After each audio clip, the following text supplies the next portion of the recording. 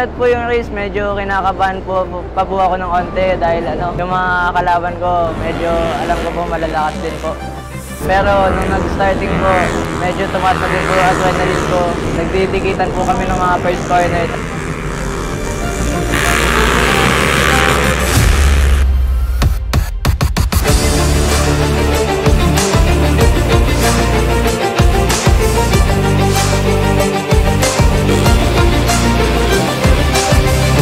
Pagpasok ko po sa racetrack, doon po lumalabas yung saya na may kaba din po. Tapos po, doon mo mararamdaman nyo talaga kung kaya mo ba talaga yung bike at saka yung track na.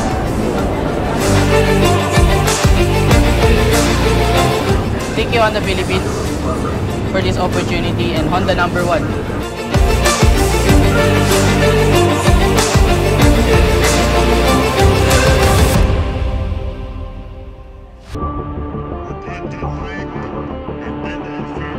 Salamat po ako sa Honda Philippines sa binigay po nilang opportunity sa akin.